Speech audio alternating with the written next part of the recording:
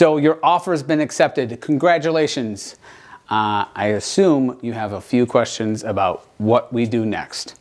The first thing we're going to do is we're going to send out a earnest money deposit. And I get questions about this all the time. What is an earnest money deposit? What happens if the deal goes sideways? I'm going to talk about it very briefly. An earnest money deposit is a check, usually in the amount of 1% of the purchase price. So if we have a $300,000 home, the earnest money is usually, in most cases, $3,000. Now this money goes towards the down payment of the house, and if the deal does not come to a successful closing, the earnest money needs to be distributed. In most cases, it is going to go back to the buyer. In some cases, it can go to the seller. I will tell you that's probably less than 5% of the cases where the earnest money goes back to the seller. So earnest money is a whole different video, and we can talk about that for days. So what's next is we have 4 main parts for an offer that we need to handle or complete before the home is closed. So these are always called contingencies. A contingency is something that has to happen before the next step can happen.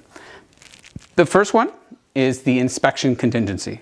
In most cases, we're still doing inspections on our house. So what will happen is we'll hire a third-party licensed inspector to go through the house and give a report on the condition of the house. Exterior, interior, plumbing, windows, electrical, roof, all those things. And he'll give us that report, and then we will make a repair request based on those repairs that were suggested. The next thing is a financing contingency. This is basically getting you finally approved for that mortgage.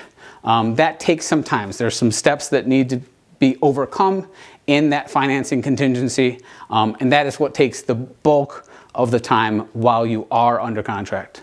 The next thing is that the seller has to provide what's called marketable title. So basically, they have to have a clean title to the house so they can transfer it to you, the new owner. That takes some time as well. And the last thing is the buyer, you, need to secure homeowner's insurance. Your mortgage professional will help with this in most cases, and it's actually incredibly simple. So those are the 4 main things that need to happen on almost every single deal before we can successfully close the transaction. If you have any questions with this or anything else I talk about, feel free to contact us below, and a member of our team will reach out to you immediately. Thanks.